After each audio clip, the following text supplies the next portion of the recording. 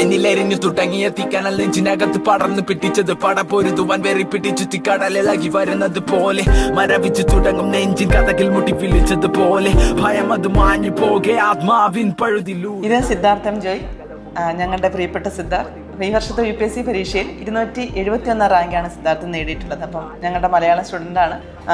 എല്ലാ പ്രോഗ്രാമിലും സിദ്ധാർത്ഥ് ഉണ്ടായിരുന്നു. അപ്പോൾ സിദ്ധാർത്ഥിൻ്റെ മലയാള പഠനത്തെക്കുറിച്ചുള്ള കുറച്ച് കാര്യങ്ങളൊന്ന് കേട്ടാൽ കൊള്ളാവുന്നുണ്ട്. Thank you teacher, thank you sir. ആദ്യം തന്നെ ഞാൻ എന്നോട് നന്ദി പറയുകയാണ്. കാരണം 2021 ഞാൻ UPSC പ്രിപ്പറേഷൻ തുടങ്ങുന്നത്. അന്ന് മലയാളം ഓപ്ഷനിൽ എൻ്റെ ഫ്രണ്ട്സ് പറഞ്ഞിട്ടാണ് ഞാൻ ടീച്ചറിൻ്റെ സാറിൻ്റെ അടുത്ത് വരുന്നത്. അന്ന് തൊട്ട് ഇന്ന് ഈ റിസൾട്ട് വരുന്നവരുള്ള എല്ലാ മൊമെൻറ്റിലും ടീച്ചറും സാറും എല്ലാ കാര്യങ്ങൾക്കും, അതിപ്പം മലയാളം ഓപ്ഷനിൽ എന്നുള്ളതല്ല, ബാക്കി ലൈഫിലുള്ള ഓരോ കുഞ്ഞു കാര്യങ്ങളിലും നമ്മളെപ്പോഴും ഓടിച്ചെല്ലാൻ പറ്റുന്നതായിരുന്നു അവരുടെ വീട്ടിലേക്ക്.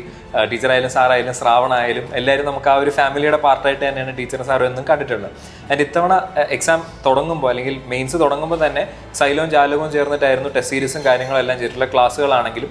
അപ്പോൾ ഞാൻ ഈ പറഞ്ഞ പോലെ ഈ ഒരു എക്സാമിനേഷൻ്റെ ഭാഗമായിട്ട് മാത്രമല്ല, ഈ മെയിൻസിന് മുന്നേ മാത്രമല്ല, കഴിഞ്ഞ 2-3 വർഷമായിട്ട് എല്ലാ തവണയും അറ്റംപ്റ്റ് കഴിഞ്ഞ് അല്ലെങ്കിൽ അടുത്ത അറ്റംപ്റ്റ് എടുക്കുന്നതിന് മുന്നേ തന്നെ ടീച്ചറിൻ്റെയും സാറിൻ്റെയും ക്ലാസ്സിൽ അന്ന് തുടങ്ങി ഇന്ന് വരെയും ഇരുന്നിട്ടുള്ള ഒരാൾ കൂടിയാണ്. അപ്പോൾ അങ്ങനെ ക്ലാസ് ഒരു വശത്ത് അത് അതേപോലെ വളരെ സിസ്റ്റമാറ്റിക്കായി ക്ലാസ്സുകൾ പോയിട്ടുണ്ട്. അതേപോലെ തന്നെ എക്സാമിനേഷൻ ടെസ്റ്റും ആണെങ്കിലും എനിക്ക് ഞാനും സാറും ഇവിടെ സൈലത്തിലിരുന്ന് നമ്മൾ ഒരുപാട് തവണ ഡിസ്കസ് ചെയ്തിട്ടുണ്ട്. 1.5 മണിക്കൂറോളം നമ്മളൊരു ആൻസർ പേപ്പറിലിരുന്ന് വർക്ക് ചെയ്തിട്ടുണ്ട്.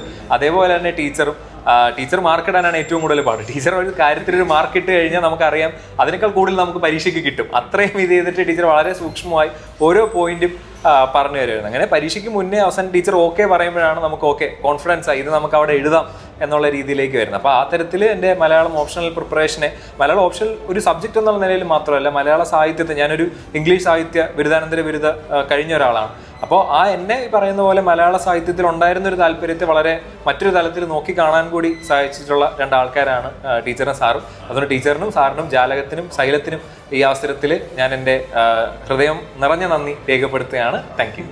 എൻ്റെ കൂടെ ഒരു കാര്യം കൂടി പറയാണ്. സിദ്ധാർത്ഥ കവിത പഠിക്കുമ്പോഴേ, കവിതയിലാണ് നമ്മൾ ഏറ്റവും കൂടുതൽ അനോട്ടേഷനാണ് നമ്മളെ കറക്റ്റ് ചെയ്ത് കൊണ്ടുവരുന്നത്. അപ്പോൾ കവിത അങ്ങ് കാണാതെ പഠിച്ചു. അപ്പോൾ അതുകൊണ്ട് ഒക്കെ എഴുതുമ്പോൾ കറക്റ്റ് സ്ട്രക്ചറാണ്. അപ്പോൾ ഞാൻ ചോദിച്ചത് കറക്റ്റ് ആയിട്ടാണ്. ടീച്ചർ എനിക്ക് മുഴുവൻ വരികളും കാണാപ്പാടാണ്. അപ്പോൾ ഞാൻ എല്ലാ ക്ലാസ്സിലും സിദ്ധാർത്ഥൻ്റെ പേര് ഇപ്പോഴും പറയാറുണ്ട്. ഇങ്ങനെ പഠിക്കുകയും ചെയ്യും, ഇങ്ങനെയും പഠിക്കാം.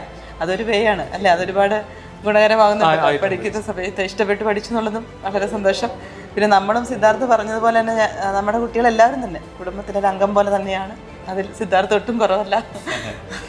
ഒത്തിരി സന്തോഷം ഇങ്ങനെ ഒരു നിമിഷം പങ്കിടാൻ പറ്റിയതൊക്കെ.